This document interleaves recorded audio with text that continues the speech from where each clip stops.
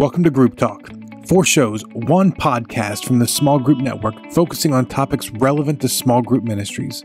Whether you're in a church of 100 or 10,000, whether you're a volunteer or staff, we want to support, encourage, and equip you to lead well. So relax, listen, and enjoy Reading Lenz with Nick Lenzi. Hey, Small Group Network, welcome back to another episode of Reading Lenz. We're so glad that you chose to take time to hang out with us. Here's how Reading Lenz works. Each month, I have a guest with us who is also a small group's point person to share with you insights from books we are reading and what our takeaways were and how we plan to incorporate them into our lives, leadership, and our small groups. Today, we have with us Tommy Carreras back with us again.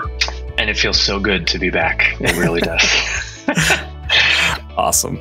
I highly recommend, if you haven't yet, hear Tommy's first episode on Reading Lenz. I think it was back in March, and we did the book Tribe by Sebastian Junger, which was just a killer episode. I don't think I've told you this, Tommy. It was the episode that I was like, all right, I know this show is going to work. I can move forward. So it was really great that, you're working out those episodes. And then I feel like that was the episode I was like, all right, we picked a book that had nothing to do with groups but yet had everything to do with groups at the same time. Concept has been proven. It's a beautiful thing. Yeah.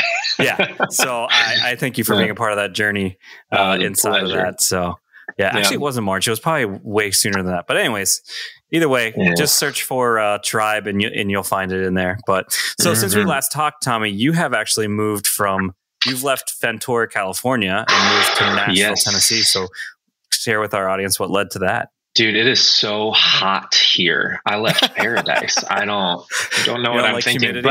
But no, I grew up with it and then was really okay that I had left it forever. And apparently I was not leaving it forever. Yeah, my wife and I made what felt like a quick, but that's because we couldn't handle the sadness for any longer than we needed to.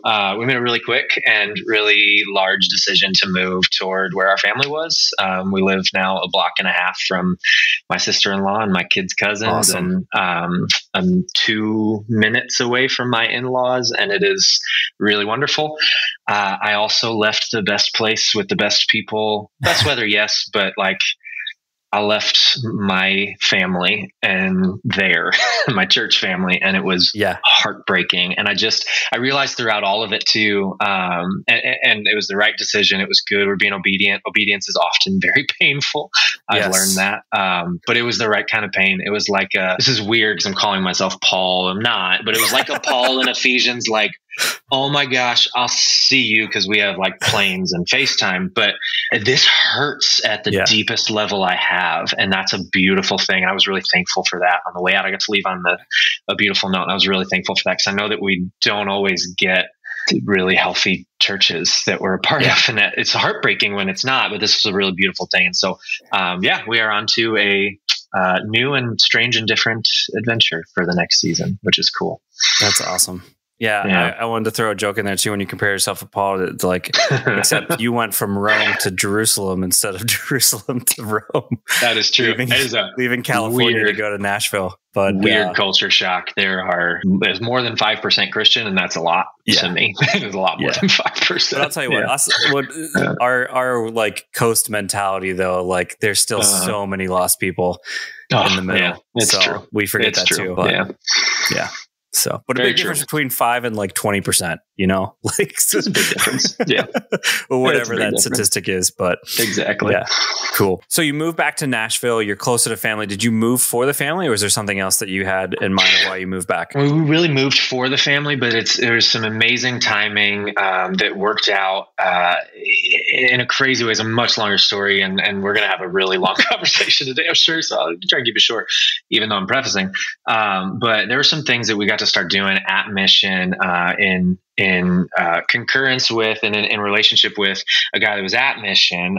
He and his wife had created some recovery relapse prevention counselor training 35 years ago. And it was the cutting edge of brain science at the time, it's not cutting edge anymore, but it's it's been in the works for so long, and they ported it over what they learned, which was wildly effective, super exciting.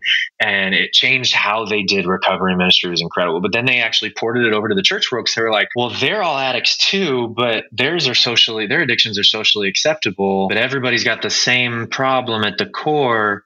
how do we change people's hearts? I think we have something to offer. And they poured it over to the church world.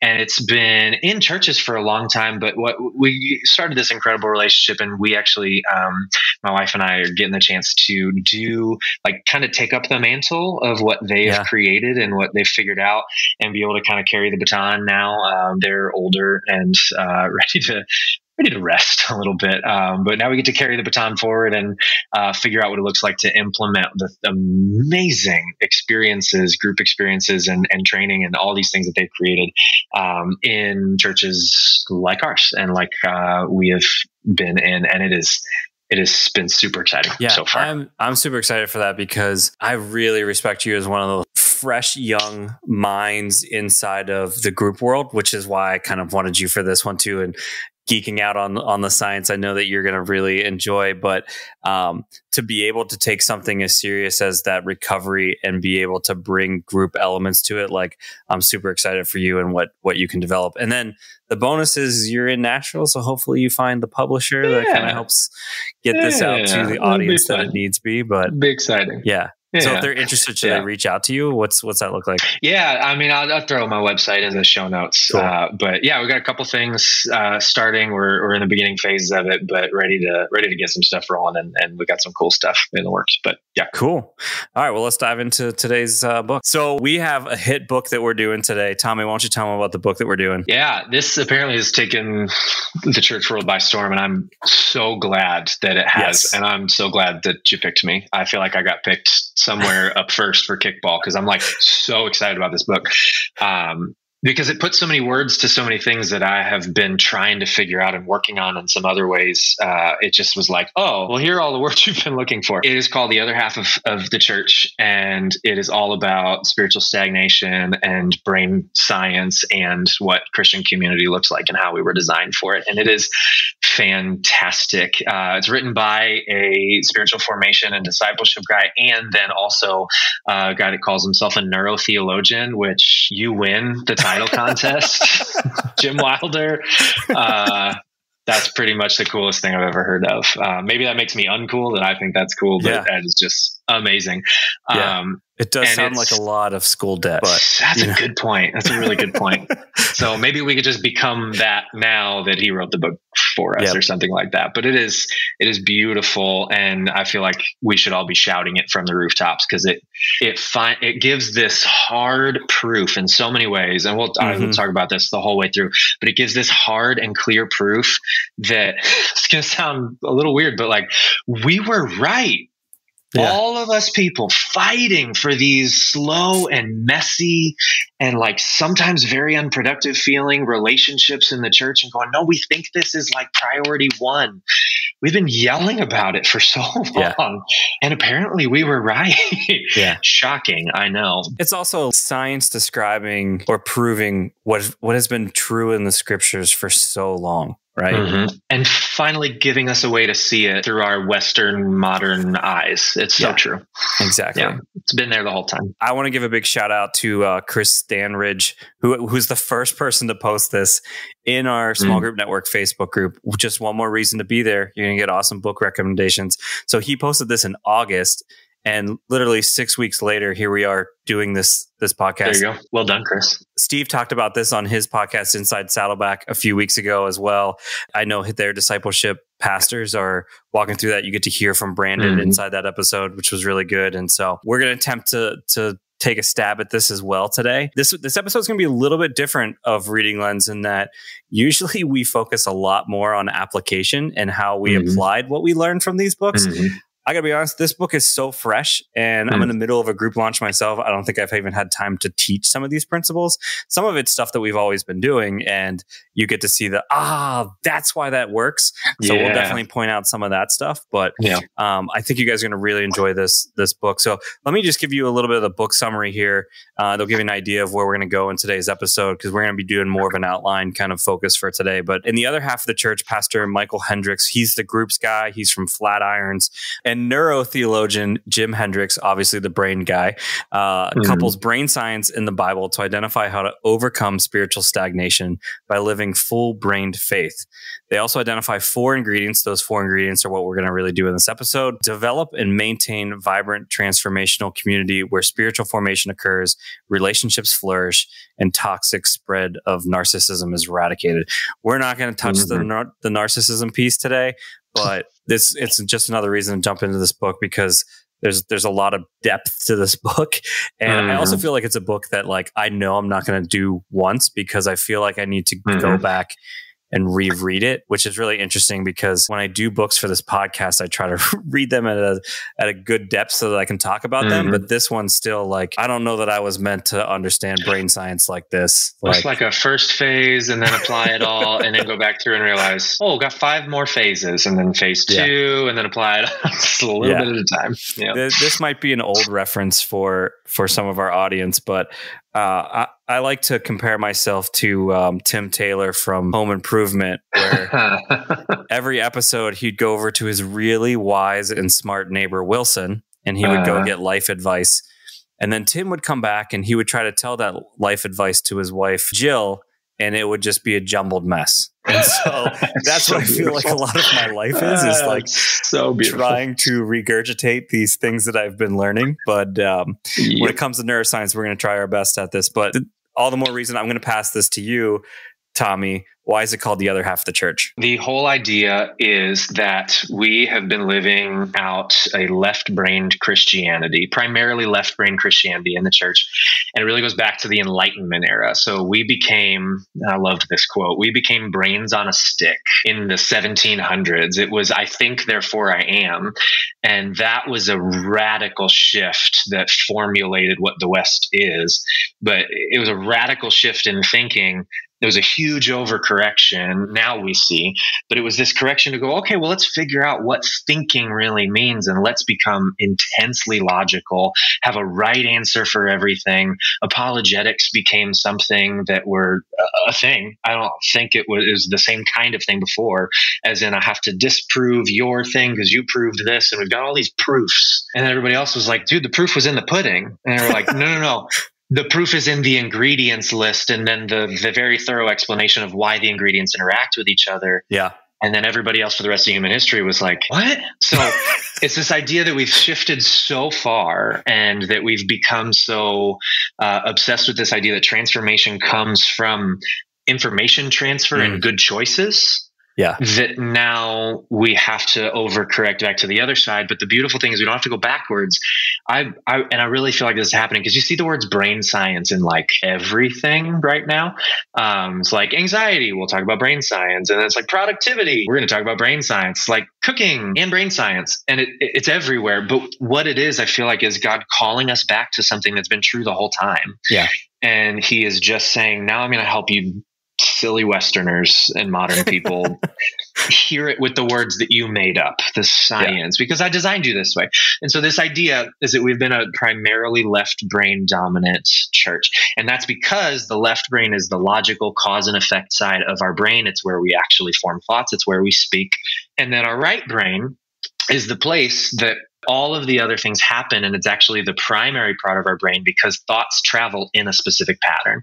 And so if you think about where sensory input happens, you can slow down to half speed for all this if it helps, because it's been like, I've been through it 5 times so I could actually say it out loud. The idea is that sensory input happens all over my body and a thought travels through my brainstem, the very primitive, ancient survival part of my brain, this one that's keeping me alive. And then it goes through the right back part, travels to the right front part, moves to the left front, and then the left back. And literally every thought we have goes in that pattern. And so the right brain is primary and predominant also because it functions faster, about 15% faster than the left side of our brain. Because also, what's faster, a picture or a word? Well, a picture. And guess what? The whole right side of your brain functions in pictures, memories, emotions, feelings, and attachments. And that's the idea. It works faster, it works first, and it also governs things like, and this is a crazy thing to say, but it's actually neurologically true, it governs your character. It's who you are when no one's looking. but it's also who you are before you have a chance to act like who you think you should have acted like, because you didn't do any thinking. The guy cut you off and then you flicked him off. That wasn't your left brain. That was your right brain. It's this, like, it's the quick part of you because it's the one that's baked into who you are, and it functions on a different level than the left brain, which is what we primarily aim at. This is a book that you read and you don't even finish it and you start explaining it to others, which is hilarious because you're just like, let me tell you how the brain works. Because the first two chapters, they do an excellent job of giving you a tangible way of how this works. The way I've been explaining this to my friends is it's like when you bite into a cookie, right? And you take a bite of that cookie and you taste how it tastes, but then eventually it gets to the other side of your brain and you realize, oh, this tastes just like my grandmother used to make it, right? Bingo. You taste it first before that memory comes to you that says like, oh, this tastes like X, Y, and Z. Or when you're listening to music, right? And you're taking it in and then you're like, oh, this reminds me of when I was at that concert or when I was in this moment or I was, had this experience. Like, one of the things it talks about is how our right brain goes 6 revolutions a second, whereas the left brain only does 5. And so you're feeling way more faster than you are thinking about in processing information. So, well, and it's incredible because what that tells us too is that it's as simple as even like I feel grandma's house. Before I realize what I'm thinking. So what the left brain is constantly trying to do is make sense of all the stuff it just experienced on the other side.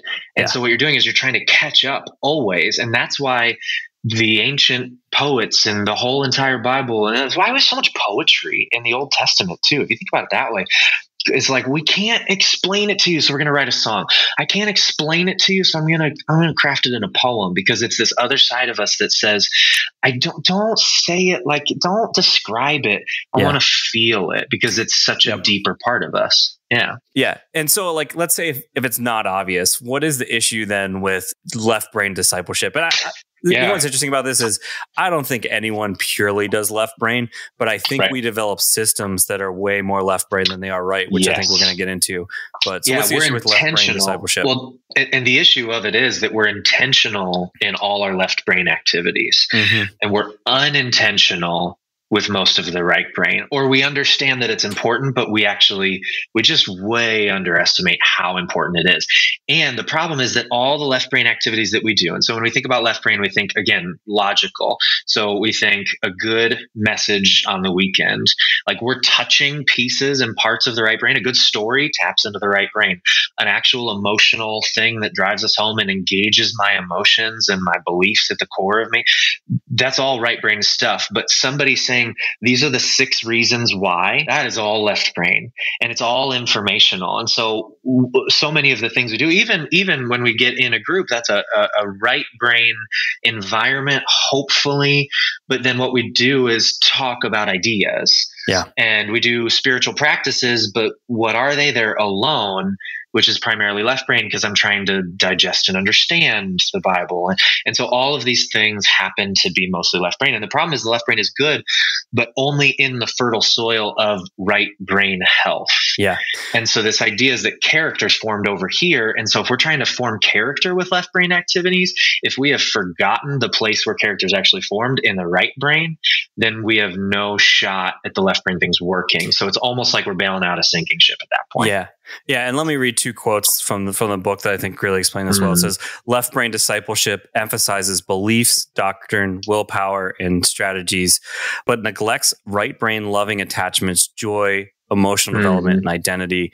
And then one other one is, if I want to obey Jesus, I need to focus on right brain skills that help me love him and receive his love.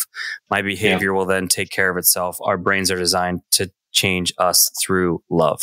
And I just love, he does a really good job of using scripture in this to show you even how Jesus is trying to teach beyond just what do you know? Because I mean, just like everything, it's always coming back to your faith, your love for me, love others, that we see in scripture. I think one other thing that's really worth, talking about that, when I hear this, what's the issue with left brain discipleship? As we're answering this question, I can't help but get this out of my brain. It's going to sound like we're bragging on the Small Group Network founder here, but Steve Gladen in his book, small groups with purpose, one of the things he's trying to get through to us that he's repeating over and over again, you come to the lobby, you come to a line, you come to any of the trainings that we have, he wants you to have balanced groups, right? So they have the 5 purposes, which are notorious at Saddleback. So worship, discipleship, fellowship, ministry, and mission. I'm sorry if I got those wrong. I know that every church redefines those differently.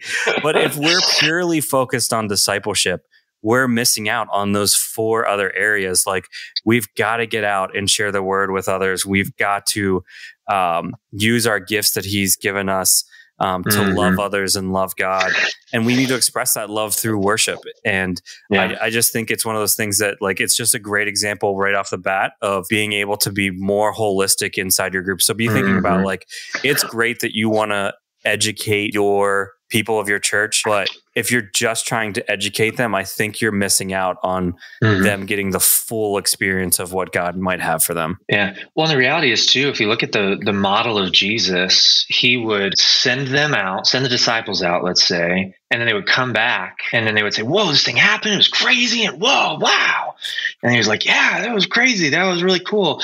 And then he would say, I'm going to teach you a quick thing. And it's a nugget because they're walking in with an experience. They've grappled with it. They've wrestled with it. They've probably been hurt by it or confused by it. And then he connects with them in the moment, brings it back to that. And then, and this is later in the book, even he gives this example, but then he goes, let me explain what you just experienced. Yeah. And that's the thing. I think the whole, like, are you left brained or right brained? Never ask that question again. You are whole brained, whether you like it or not. It's just how healthy each side is. It's not like I'm more logical, I'm left brain. Everybody's the same. It doesn't, you got a whole brain, but let's hope this idea, let's hope. But the idea is, it's just like your thought patterns. Yeah. You have an experience and lodge it in there as an experience and then explain it with the left. And that's actually a really good example, is we actually have to give people experiences. It's not like, well, creatives are right brained or emotional, wishy-washy poets are right brained. No. Everybody's right brain. It's not emotional. It's not overly wishy-washy. It's not creative. It's experiential. Yeah. It speaks the language of experience, and this speaks the language of language. And so we're always trying to put words to our experiences. So that's a good model for actually how we can set up discipleship environments, because who said discipleship was teaching information in the first place? You know, we so often define that as like, well, let me give you the theology to explain this experience you've had. It's like, well, that's the last 10% of discipleship, because that's how big that part of your brain is. You know? And a lot of this is tracking with one of my other favorite kind of small group books is Transformational Groups by Ed Stetzer and Eric Geiger.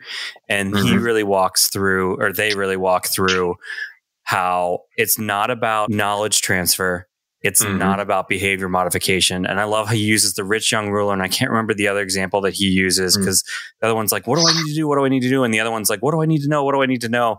But it's about transformation. It's about that faith in Christ, that obedience that comes with that, and accepting his grace that's there as well. Well, and allowing your trust structure to change, right? So we talk all the time, and this has been like a massive realization from over the last 18 months or so. It's like, we talk all the time about, hey, it's not about progress. It is about progress. It's not about perfection. It's about progress. It's not about behavior modification. It's about transforming the heart. The heart has to change. And we like, oh, it's out of the overflow of the heart, the mouth speaks.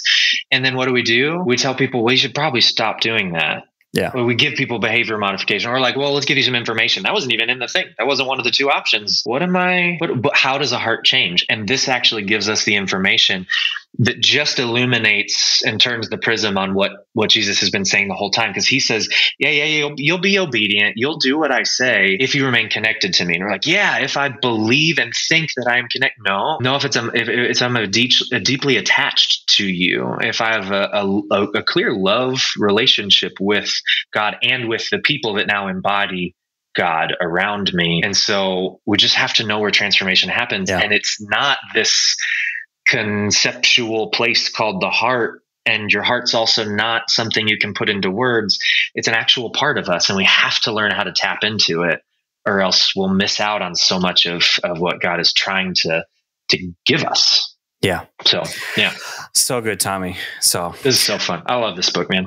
So good. So, all right, before we get going here, let's take a break to hear from Jason. Happy fall to all you small group point people out there. Jason Banzoff here, Group Talk producer, and we are getting closer and closer to our big event of the year. This is going to be something you are not going to want to miss. The Small Group Network is very excited to present the Fall Virtual Lobby on October 7th. Our biggest and most popular event of the year is now going to be a virtual event this fall.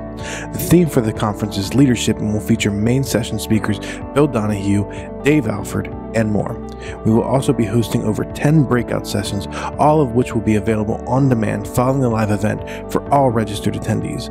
Come ready for world-class leadership development, amazing breakout sessions, plenty of discussions and Q&A time, and a chance to make some great new friends.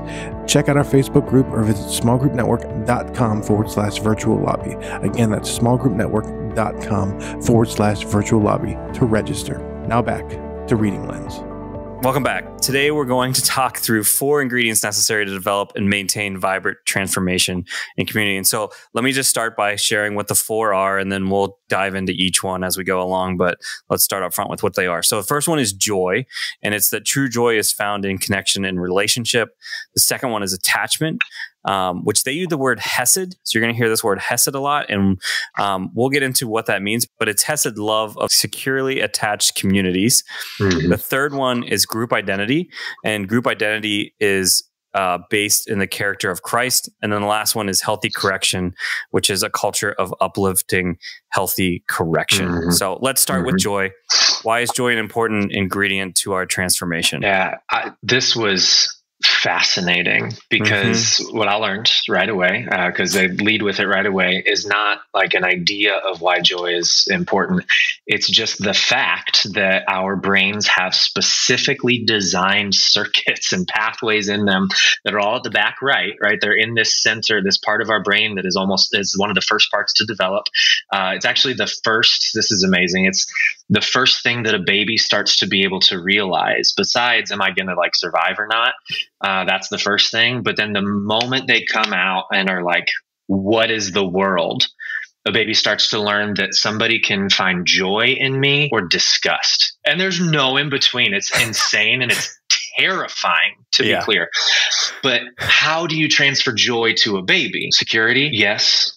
Food, yes. Smiles. It's literally one of the most basic things in our brain, the circuitry that our brains are built upon. The rest of our brain develops over the top of the circuitry that is based on smiles, happy eyes. And this is all how it works. And it lights up like crazy when we get smiled at and we see happy eyes, oh, somebody's glad to see me and I can tell. And also a warm, welcoming voice. It's those things that are the rest of our brain and our identity is built on. It is crazy. And so this facial circuitry is, that's why you walk into a room and you're not sure if you know anybody and you're going to a party or get together or a small group. And what do? You desperately scan the room for somebody that you know, because then they look at you and they go, oh, hey, and they smile at you. Yeah. And you realize it's all going to be okay. Somebody cares that I'm here. Yeah. And all of that is pictures. It's all smiles and voices and feelings. And none of it is somebody going, okay, I'm going to walk into the room and then, I think they're happy to see me. You don't think that, you just know that because you have designed circuitry just for that. And it is amazing. And that's the place that joy comes from. It's not a feeling, it's not emotion, it's not an idea. It is that experience that somebody connection. Is glad to be with me. Yeah. Yeah. Yeah. I love too in the book how they linked it to how God does this for us. And this was a really important verse when I was growing up, because I remember our lead pastor used to repeat this all the time. This was part of his benediction every single Sunday, but it was, it's from Numbers 6:24-26. I'm sure you've heard this, but it's the Lord bless you and keep you. The Lord make his face to shine on you and be gracious to you. The Lord turn his face towards you and give you peace.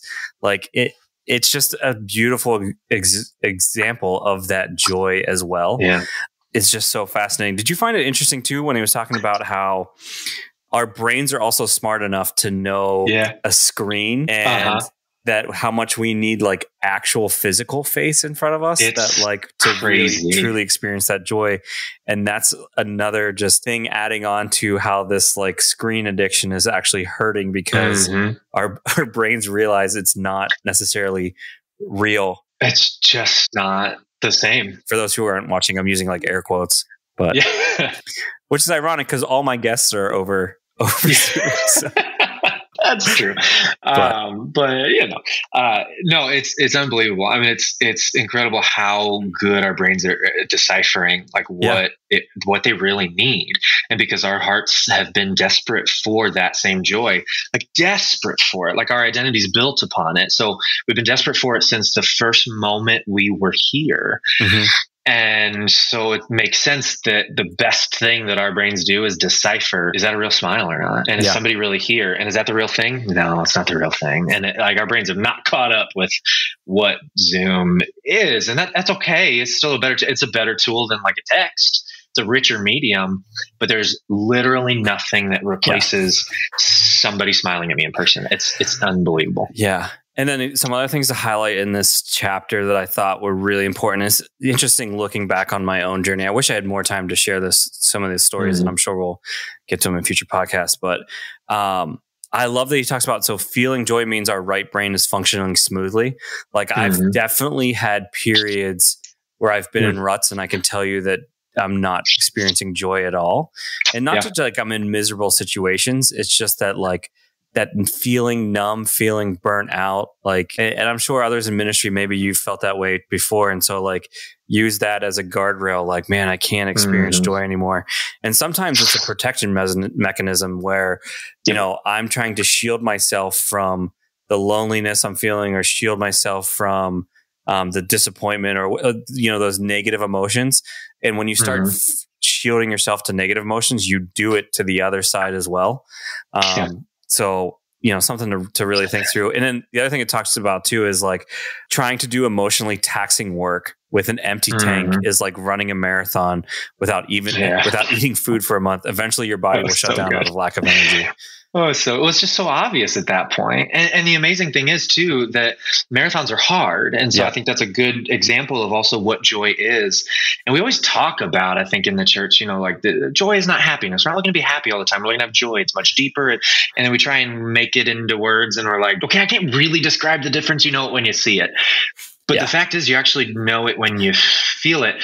But that's because the circuitry, joy doesn't come from a decision that I make. I can't send a thought from my left side to my right side that says, it's okay, be joyful. This is not a thing. It's physically impossible. Joy is a relational experience. I was going to say feeling, and then I was going to say emotions. None of those.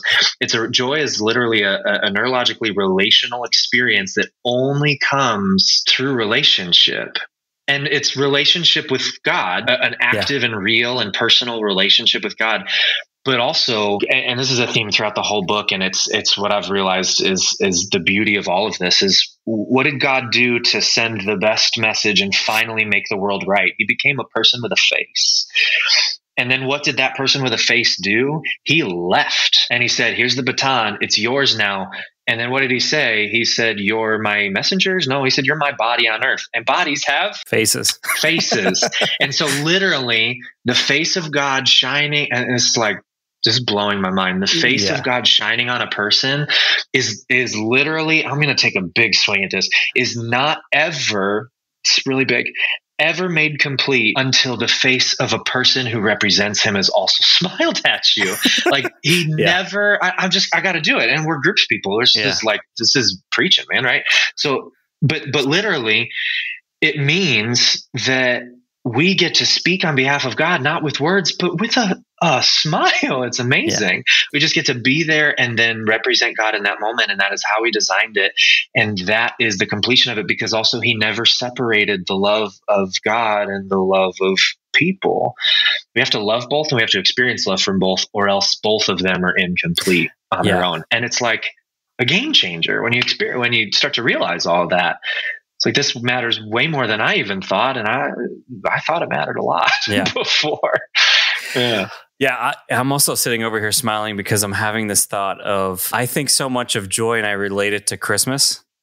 And it was good. This story is going to mean a lot to my coworker Sarah, because she starts watching the Hallmark Channel in like July. Yes, and I'm a Grinch when it comes to Christmas, right? Mm-hmm. But like thinking about this chapter and the joy and God's intentions with that, it really makes me then like singing joy to the world is going to be so much different now, and what it provides to people, and what that message is, which is probably what I should have picked up on Christmas long ago. But we'll save the rest for the counselor, but yeah, that's true. Well, to take a dark turn on that though, did we get darker than that? Because why not? Well, but the reality is too, like so many of my experience or feelings around Christmas, or all of that nostalgia is built in all of this relationship. Right? Like that's why it's so good. It's not because of the colors and the lattes and the whatever and the pumpkin spice. Blah, blah. It's none of that. It's because of the feeling surrounding it that's all relational. And that is why, this is the dark turn, that is why the majority of relapses happen at Christmas time. Yeah. Because the experience of actual joy that's relational and how we were designed for it, the loss of that is absolutely by far clearly the most devastating thing, not just for a soul, like for the human brain that runs the rest of you. It is actually functionally and physically destructive. Loneliness is. It actually kills people, to be really clear. And so all of that is true. And that's why Christmas is such a big deal, because we have all this nostalgia and it's all relational. And then you take that away, or somebody dies, or the family, like the divorce happens, and it is earth shaking. So anyway, dark turn, my bad. Well, you went there, so I'm going to keep going, but let's keep going. Why not? That's like my story, right? So my parents divorced when I was 5. And so Christmas for me was always no attachment. It was constantly being thrown around. Like, I need to get my time with this for this day and a thing. And just like, I just want us to all be one together. Right. Yeah. And it's interesting how long some of that stuff takes to actually surface. But I think it transfers perfectly into this next point, which is attachment, or hesed. So hesed means, it's the Hebrew word meaning to endure covenant love. Another way to describe it is loving attachment, like a family member. And it's translated in the Bible several different ways. So the different ways are great love, loyal kindness, loving kindness, faithful love. What stood out to you in this section, and why is it important? Yeah, well, I love that he mentioned that to capture hesed, Paul in 1 Corinthians 13 says, well, it's like agape, which is the best word we've got now, but it's also like this. And he takes all of 1 Corinthians 13 to describe this powerful force. And it's like, this is just love. And also it is the only thing that matters. I could do all these other things. If you think about it, you transfer some of those things that he says, I could do this, this, and this, but if I don't have love, if I don't have a deep attachment with God and outhers, I got nothing. Take that to all the left brain activities of the church, and you got one stinger of a rebuke. Ouch. But it's true. Like, you can have a great sermon with apologetics, but if you don't have a deep, abiding attachment and the experience of that attachment with God and with others, it doesn't matter. It's ineffective too, when you think about it that way. So but what stood out to me in this too is actually what he said about the formation of the brain. Again, when you think about a baby's brain, essentially the prefrontal cortex, which is the last part of the brain to get worked on. It's the thinking part, but it also has the logical left side and the experiential right side. And the only way that is formed is by forming the back side of the brain first, right? So it's these unconscious parts. It starts with joy and it leads to this attachment. And literally the way that the frontal cortex looks on brain scans is it looks like 3 faces interacting with each other.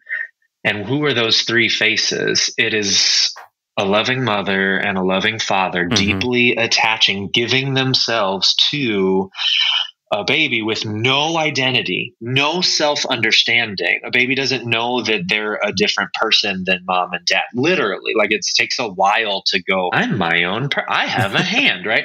And that's what that is. It's the brain building forward. But those, like, that third face in the frontal cortex is the self-identity and the self-worth and the self-image of a baby being born out of the loving sacrifice and attachment of its caregivers. It's ridiculous. So it's this, I'm skipping to the next chapter already because like that's where our identity comes from. And it's from this attachment. Yeah. And it is, I love how he describes it as relational glue also. And this concept of loyalty, it's a loyalty that defies logic too, which the loyalty of God to stupid people like us, that defies logic. Yeah. And that's the same defiant love that we're supposed to have. That's why we pray for our enemies. It's a relational glue that is so countercultural. Yeah. It changes everything. And it's the kindness of God. It's the attachment of God. It's the loving sacrifice of God that leads to our repentance. It's not the understanding that, well, the complexity of my sin means that it'll probably have this effect. I mean, no, it's the kindness of God and the willing attachment of him to us that leads us to repentance. It's all just baked right in there. Yeah. And he just put it in our brains because that's how he works. And it's fantastic. Yeah. Yeah. And let me read this quote. I think this one's really good too, of talking about attachment. It says, attachment is the strongest force in the human brain. It's not an emotion, although we feel it strongly. And attachment runs deeper in the brain below willful control. Attachment is the best word scientists could find and this is what the point you talked about, of what glues people together and creatures to their parents. It produces enduring care for well-being for one another. Attachment is life-giving, forever bond with no mechanism in the brain to unglue us. If God has an enduring love for us that brings us good, the only force in the human brain that can understand such lasting kindness and care is the brain's attachment system. Like, just really That's powerful. Such a good paragraph. Jeez. It's so beautifully written. Yeah, it's just like putting the thing together right now. But you think about the difference. What's the difference of a human baby versus a deer, right? A deer pops out, it's walking, it's eating, it's whatever. And it's like, thanks, mom. And it goes about its life. And it needs mom, but it doesn't need mom in an attachment kind of way. Yeah. Because they don't have that. It's not a gift that a deer has been given, right? We have it. But if you think about, and this is, I'm skipping ahead to, it's the same chapter, it was a long, good chapter. But this idea that like how we actually form attachments as well, like we're not doing it as babies anymore. So how do we form attachments? What are some of the fast tracks to it? And one of them is sharing weakness. And I love that where is attachment first formed? When we are utterly weak and unable to care for ourselves. And that's like, we're weird creatures that we are born so pathetically helpless, but baked into our brains, baked into our biology, baked into the design of the human life and the human brain is this fact that weakness is the only fertile soil for somebody to provide attachment for me. Yeah. Because also I can't provide attachment for me. It's a gift that somebody else gives me. It's a gift that God gives me. Where? In my darkest moment, at the height of my pain, at the height of my sinfulness, that is the God, that's the me that God chose to redeem. And he was waiting in my brokenness for me. And like, hey, when you want to come over here, I'm over here waiting for you, but I'm over at rock bottom. Like, come meet me here. Yeah. But that's the only place, weakness is the only place that attachment really gets formed. And that's why it forms so strongly in a baby. And so it's incredible that this deepest part of us comes through. It's just interesting. Then you get a 2 Corinthians 9 and you get to hear Jesus tell Paul, it is in your weakness that my strength is made perfect. And where does Jesus exercise his strength? Through the church, his body on earth. And so literally it's in my weakness. Like you can port that right over. It's a personal Great one, connection. Like him and like Paul and Jesus thing. Yeah. But there's just no way that Jesus ever would separate the church from himself because he says, you are my body. And so there's this idea that also when I bring my weakness, that is where strength comes from because that is where attachment is formed. And that's the strongest force in the human brain. And it's why we get this ridiculous thing. I'm super excited right now. This is why we get this ridiculous statement that healing doesn't come. And these are just 2 verses here, but like when I confess my sins to God, I am forgiven. And he is the only one that can do that on a cosmic scale. But I have to confess my sins to my friend and my brother or my sister. That's where I find healing. God has said, I've separated the two. They're not separated because we're all one. We're all one with each other as Jesus and his Father were one. But it's healing when you get to look into the eyes of somebody and they say, no, I still love you, even though you're kind of an idiot or you hurt me, but I still love you and I won't leave your side. And I'm actually going to sit here in there with you. Yeah. And the power of that is unbelievable. And it's a little intense because that is a really high calling. And the fascinating thing is, like, I felt a few years ago, probably, I started feeling a weird guilt and conviction that I was underselling and underpromising, not because I was like, I'll underpromise and overdeliver. Like, that's cool. But I wasn't able to say with full confidence, like, I think, transformation happens best in the context of community. I said that a lot. And now I feel more free to say, no, transformation only happens in the context of community. It's community with God. Yeah. One-on-one. That's real. Yeah. But it's also not the words of God. It's the word who is a person, right? Like it's the word of God being Jesus. It's a relationship, not a religion. No, that actually means like it's the person of God that forces transformation. And then it's the embodied person of God, which is the church, which is super intense. But like, I started a few years ago calling people to the higher standard. I calling all of us, not the leaders anymore, but the people of our church, as much as I could. Like, you're in a group, man, you walked into a high calling because you are the presence of God in somebody's life. Yeah. Super intense. Yes. Super true. Yeah. And it was a game changer because it was like people were taking up that mantle going like, yeah, that sounds like real purpose to me too. And it is. And it was really exciting, but it's also really intense. And I think I shied away from it for a long time, but I don't feel like I have to anymore. Man, so good, Tommy. That's why I feel like usually in the episode, I tell people to rewind and go listen to that again. That was just like that one home run, man. Good job. Well, that's just long in the making and took me a long time to like be brave enough to figure this all out. And then somebody just wrote a book and gave me all the words for it. That was helpful. Yeah. I appreciated that. The other thing he gives a few small group tips throughout this a little bit. And then one of them from this section is that like Hesed doesn't grow automatically in small groups. Leaders and members of the group need to be taught the importance of it.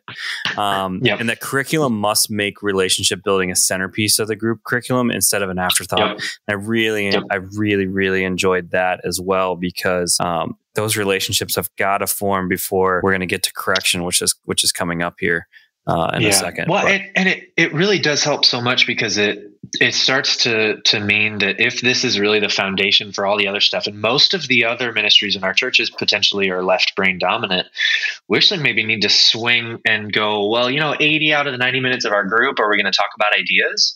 Or are we going to talk about how we can keep forming this attachment between each other? Yeah. What is a group? Is it a cooler way to do information transfer and a more personal way to do information? What if it wasn't that? What if it wasn't a better way to understand an idea? Which I've sold it as that for a long time. You want to really understand this? If you want to really apply it, personal life, individual, blah, blah, blah. Well, the other people will help you do that. Yeah. That's probably not a good enough sell. What if it was like, if you want to be trained on how to be the human that you were created to be and also become a real friend, not just to these people, but everybody else, this is friend training. That's what we do in groups. I started calling it that. It was super confusing for people. And I was like, no, but really, the goal is to help you become a real friend who understands people and how to love one another and brings it everywhere else. So it's like it became a training ground for this side of the brain and a training ground for relationships so that they could bring that healthy relational skill. It's not skill, but relational experience even, but infect the other people around them that are toxic or that are terrified of vulnerability.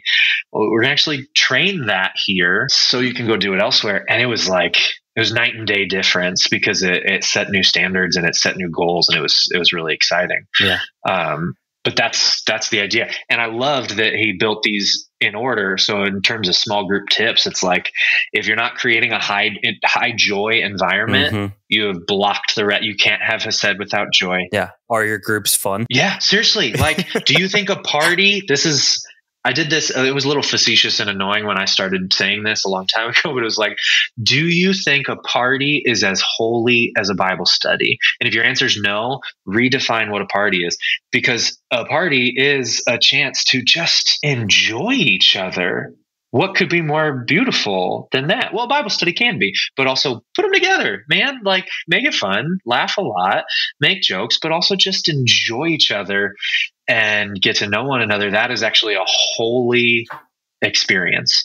Yeah. And that's why partying is holy. All right, let's take a quick break, then share how we take this joy and attachment and bring it into our groups through group identity. Mm-hmm. Let's jump into group identity. So what do we mean by group identity and why is it important? Yeah, it means something political, right? I've heard this in a bunch of political circles recently. And it does. They execute on this perfectly, but go ahead.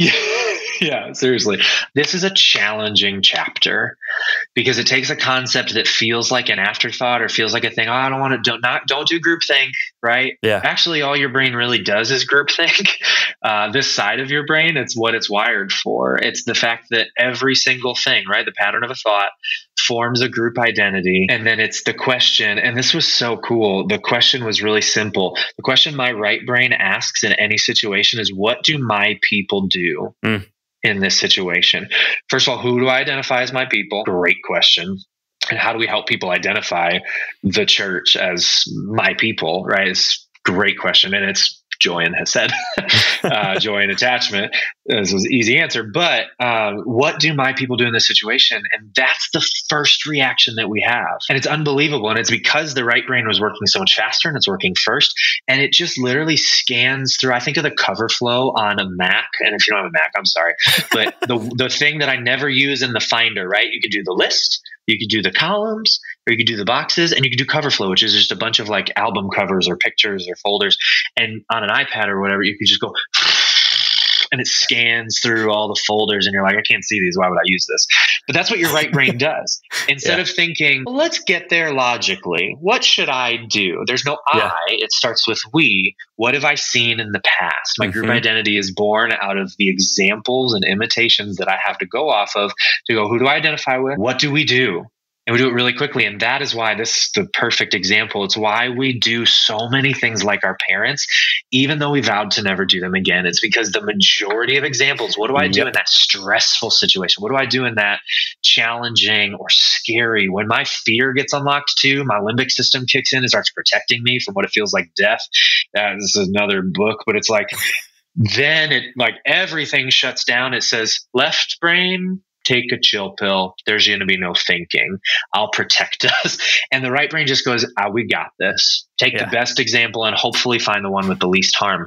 And it's like, you got a lot of examples of your parents, even though you hate what they did in a lot of cases.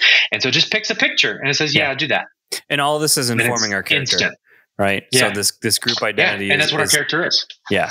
And this is why it plays such a crucial role in our groups because, we are all trying to live this out. The other thing that he talked about too is, Western culture, like our identity is individualistic, especially here in America. Like we love our individual freedoms. And so this can be countercultural to that as well, that we're going to have this group think or thinking in terms of group values as well. Yeah. I really love it. And the wonderful thing about it too is it doesn't take the responsibility away from the individual. It doesn't take the responsibility away from my self-identity. I have to have a self-identity. I can't just be informed by the group, but my self-identity is the words that I put in so many ways to the group identity that I have. And my group identity is different than anybody else's because I have so many groups and I have so many attachments and all these things. And some of them are really destructive. And so what group am I a part of? Like if Republican or Democrat is one of my primary groups, in the moment, I'm going to go, I see somebody's pain, and especially because pain is like pain, your pain makes me feel uncomfortable. I'm going to go to my default. And what's my default? I'm going to pick my group, especially the one that's the most emotionally charged, could be a political one. And I'm going to pick that. And I'm going to, instead of responding to your pain, which is what Jesus does, right? He enters into our pain without reservation. He's like, I'm in. You can't hurt me with your pain. I'm okay. I'm just here for you. We get into protection mode and just do what makes us feel good, which is like, well, blah, blah, blah. That thing. Easy solutions, right? And it's super hurtful. And that's why we've seen so many bad examples of group identity. It's because it is absolutely the most powerful thing to tap into because it's born out of these unhealthy or healthy attachments. And it's unbelievably effective. So how do we pull this group identity into our groups? I loved the example that he gave, one of the primary ones. And it was just say we are blank. We are people who blank. And they had this, they talked about this, identity statement that was all we are.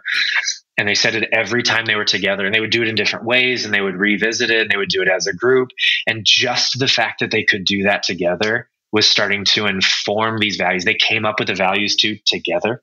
And so they would customize it together. And sometimes it was based off a situation that was really challenging and nobody had a context for, and they did it wrong. And it was like they brought it to the group, and the group was like, well, let's look at the character of Jesus, because our group identity, and this is what I love, and then we'll get back to the positive thing or the practical thing. But if you think about it, if everything is images of the people around me, and we are a line of just like, I'm just imitating whatever, the more we conform to the church and become this group identity together, the more we are literally just a cascade of mirrored reflections of Jesus himself. Because who did the disciples imitate? Jesus himself. And who did everybody else imitate? The disciples. Paul said, follow me as I follow Christ. And so we are a direct descendant, neurologically, whatever, I don't know, but of the imitation of Christ. And that means we can imitate each other, because that means we're all coming back to imitating Christ. And that's why the central figure has to be Christ too, because otherwise we'll distort it and malform it so much, and it'll be devastating. But if it's always centered on the person of Jesus, we actually have something to come back to, and we can conform to that. It is so cool to think that we are just in the last, the cutting edge of that line of group identity. And it's amazing. But they do this in their groups. Well, go ahead. You go first. Yeah, I really appreciate too in this book too, where it talks about like this one can be dangerous, where like if you don't do it properly, you can reap bad fruit from this as well. So it talks about being cautious within that. But let me read the we are statements that he recommends. So we are people who would rather listen than speak. We are people who see what God is building in others. We are people who spontaneously love our enemies and return blessings for cursing. We are people who remind each other who we really are wherever we forget. And then this one, I love this last one. We are people who get our group identity from the character of Jesus, which is what you just spent time explaining. It's the origins of that.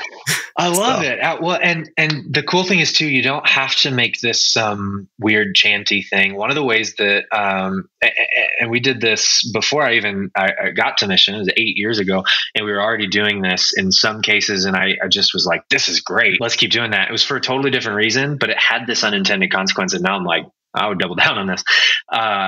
Was that we had every single group, not just as they were learning to be a group and meeting for the first time. It was literally every group forever was required to do this one thing. And they were a few things, but this one thing, and it was read a group statement before their discussion.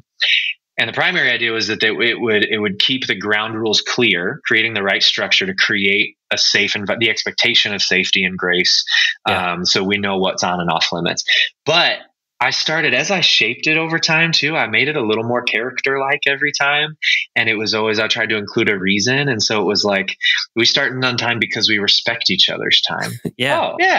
I do respect your time. I'm not the only one that matters here. And it was things like that. And it's like, it's so seriously, I'll throw it in the show notes, the old one that, we used at mission, but it was like the power of it was so cool, because it was literally calling everybody back to, even it was just ground rules for the discussion. And I would blow that out now and make it, I'd probably end with a character only thing and a group identity only thing, but I'd still keep these ground rules for discussion. They're money, but it was so powerful, because it was like, sorry, we don't do that. And if somebody could self-correct, or if the leader was correcting too, it wasn't like, you don't do that because I said so. It was like, hey, we agreed, we don't do that. And that doesn't feel offensive in the same way, a little bit, but it was like, you're right, we did.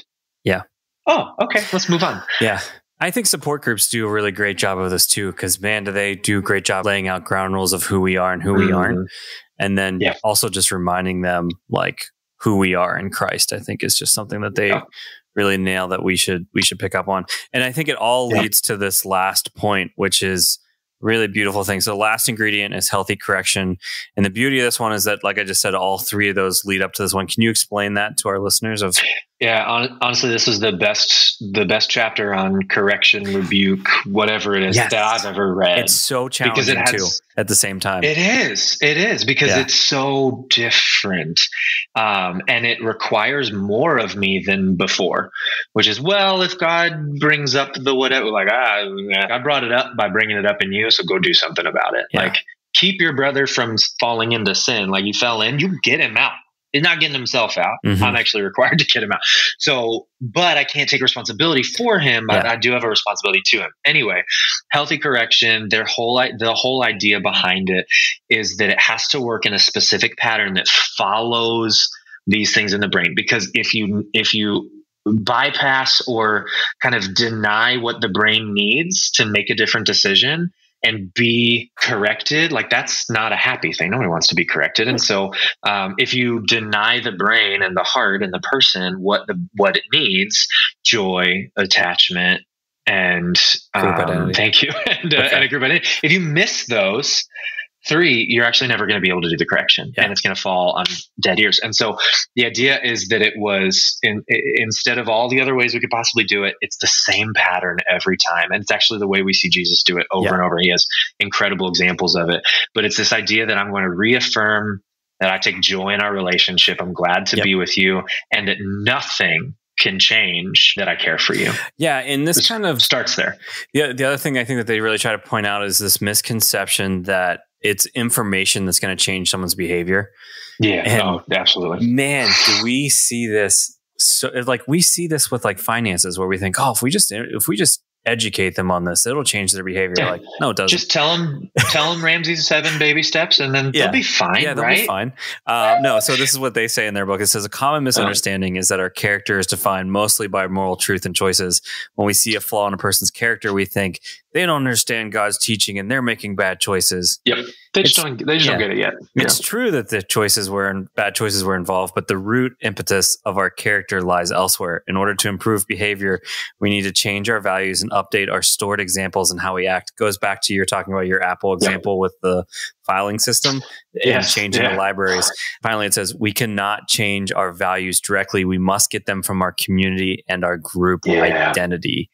Yeah. This reminds me a lot of the story that it goes around on Facebook a lot. Is this like, I think, the urban legend, or maybe it's real, I don't know, but it's this idea that this professor, his freshman class in the big lecture hall, and he's like, God doesn't exist, and this is why, and all the reasons. And then one kid's like, well, how do we know that you exist? And he like makes fun of the professor, and then something about faith. And then, that person was Albert Einstein, whatever. So, but this idea that there's this one guy, right? Mm-hmm. This one girl that's willing to stand up to all the whatever. And in the face of persecution, it's one person that it must be a Western American, that one person, that's who I need to be. Yeah. I need to be the one in the room that'll stand up for what's right and true and good. And then you get there and it's nothing at all the same. There's no persecution. You fold like nothing, man, because that's a myth. Like there's nothing in me that wants to be the one person in the room, and that's okay. Why would you be? That's why we have the entirety of the church history to go, I'm not the first one to do this. People died for this. Yeah. They killed Jesus. It's okay if they make fun of me. And that's that first thing. But it's like my strength comes from the people around me. It's my strength is strength comes and is perfected in my weakness. I don't have to be something. We are something. It changes everything when you think about like that's a myth. That's not a real thing. My power comes from Christ embodied in all of us. Yeah. All right. So we'd be robbing you as a listener if we didn't talk about this one point in this healthy correction. And we were talking pre-tape as we were going into this, and we were talking about how this each blew our mind and how we wanted to fight against this. But he talks about the difference between toxic shame and healthy shame. And to me, like hearing that phrase healthy shame was like hearing it's just a pure oxymoron. Seriously. Right? It makes no sense. Yeah. This makes no sense. But maybe this definition will really help break this down for you, that this kind of helped clear it up for me. So toxic is you are bad, right?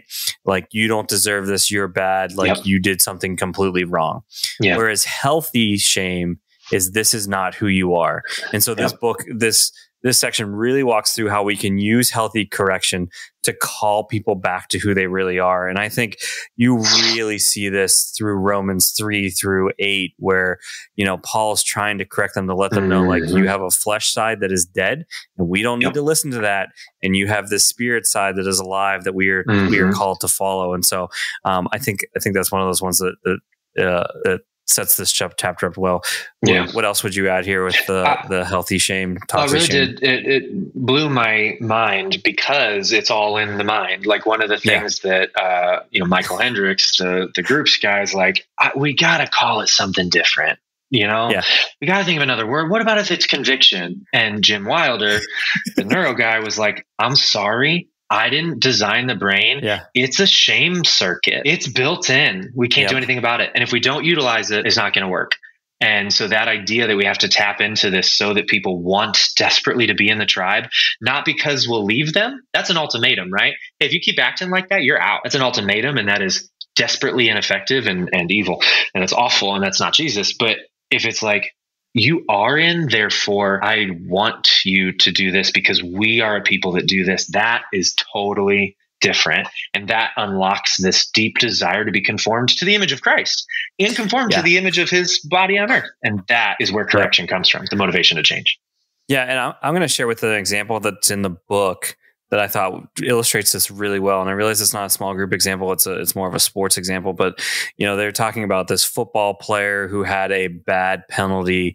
And one of the things it starts with first is it talks about how, I need to let them know, like, you are still part of us. You are still part of this team. Like, I am with you in this. And so this is the example they gave of what the coach would say during the correction, as opposed to like, you got this wrong. You cost us a penalty. Now you're going to cost us the game. Like that is toxic, as in you are bad. Right. Mm-hmm. So this is an example that is the healthy shame. It's still hard to say that, right? It feels like I'm swearing. It says our relationship is not at risk, even though you messed up. So that was the affirmation, like, our relationship, we're still happy with you, right? Then I would say, you seem to have forgotten that we're not the kind of team that gets into little pushing matches when our feelings get hurt. Instead, we are learning to be men of character who can take an insult and walk away because our team is more important. This is a great opportunity for you to learn. Don't waste it. And I just, like, what a beautiful example of that.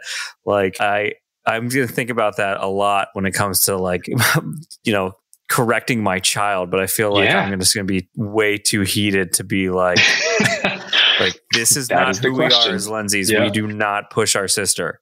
Yeah. Well, and it's why correction has to be done. That's why the law gets to come out of our eye before we get that sawdust out of somebody else's. Because the reality is, if I bring my anxiety to your situation, I will damage you because I cannot get through that effectively. I can't call you to who you are because I'm actually forgetting who I am at that point. And neither of us are in sync. And so I have to actually manage my own anxiety around it so that I can bring a healthy self to correct you. And I love it too. It's not a cop-out, man. It is not. Because he's like, we need to be correcting each other much more often than we do. And you have to challenge at the end. I love that line. This is a great opportunity for you to learn. Yeah. Don't you dare waste it. Yeah. He ends strong in all of his examples. He's ending really strong. And I love that, because it's not like, oh, you're leaning on group identity. It should be personal responsibility. It is. Yeah. It's very much so. And I love it. If you also notice an example, he's not using guilt to motivate them either. Yeah. And I think that's so much gospel in there too. And I love the way that we say this here at Hoboken Grace.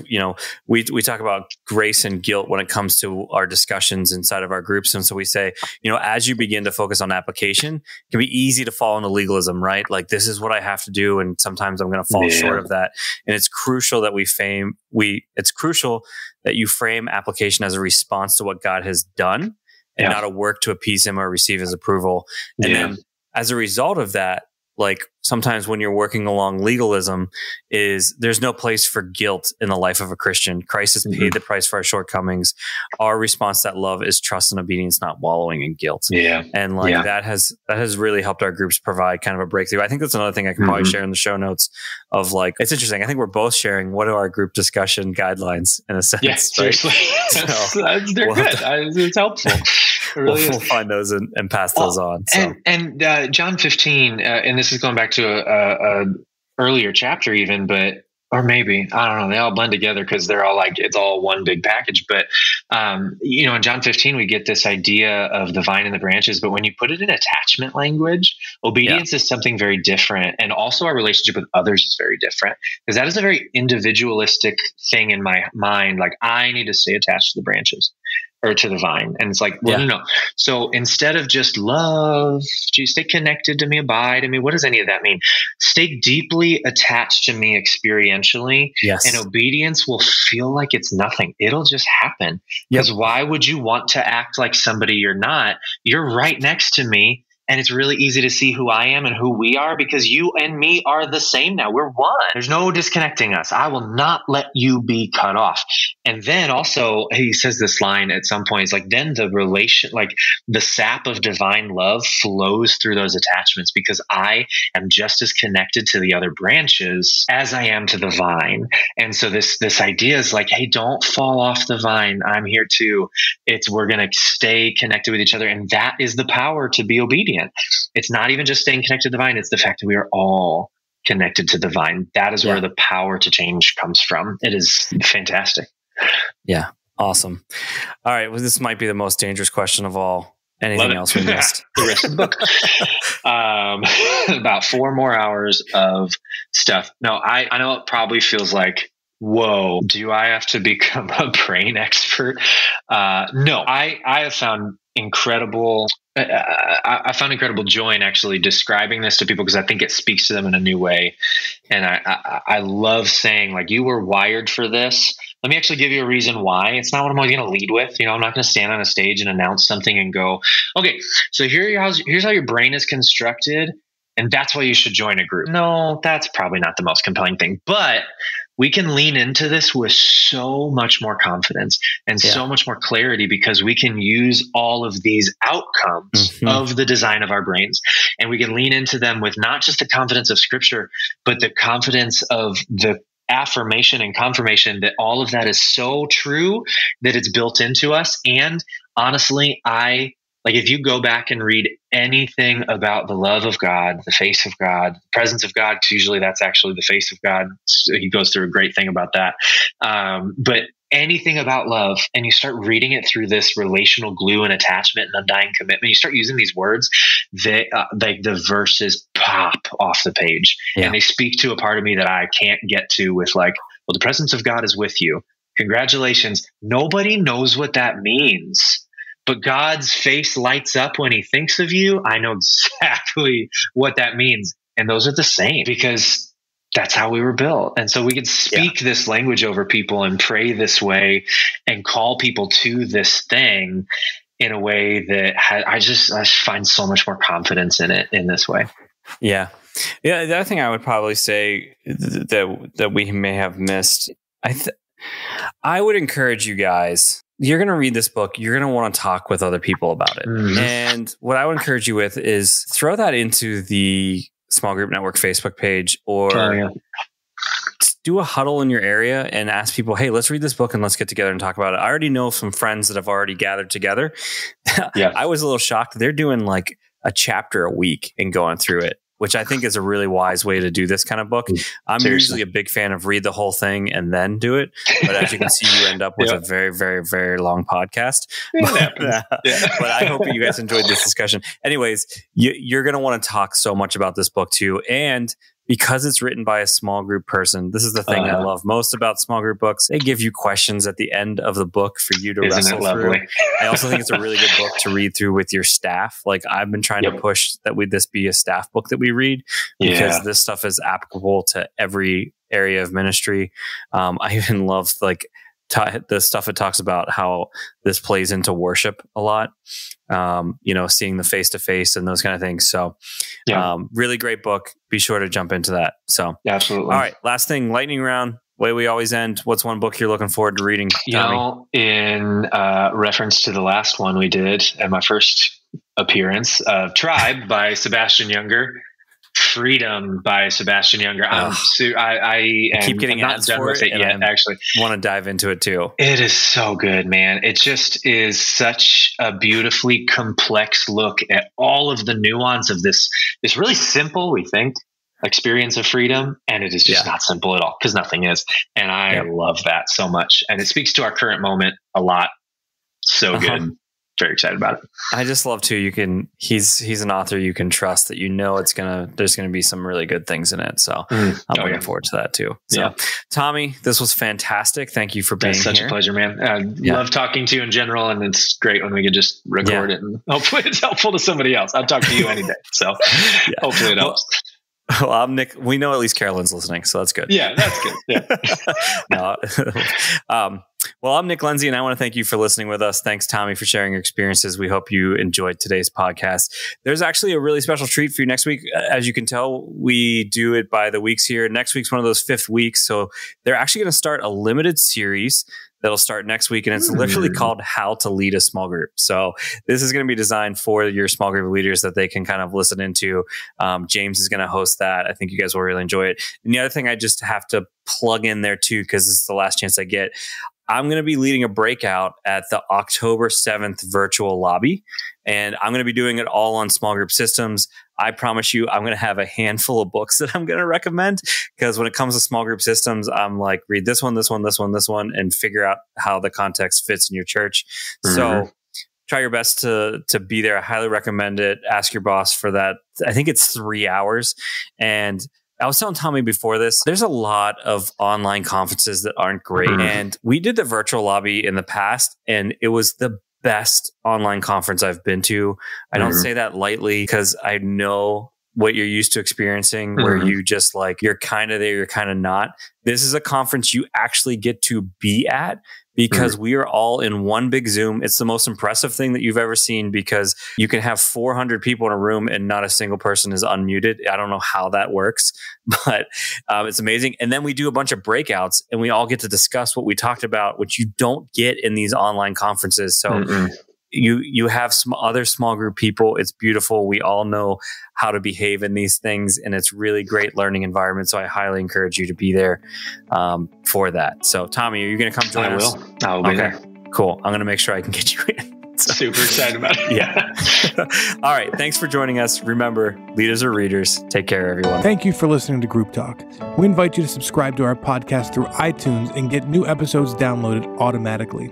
Also, if you enjoy this program, please take a few minutes to give us a positive rating on iTunes so that other small group point people can find us more easily. We encourage you to visit our website at smallgroupnetwork.com to access our library of free resources, connect to a huddle with other small group ministry leaders in your area, read our blog articles, or join us on our Facebook group. Don't forget to use the hashtag SGNet when engaging with your social media channels. Thank you for your support.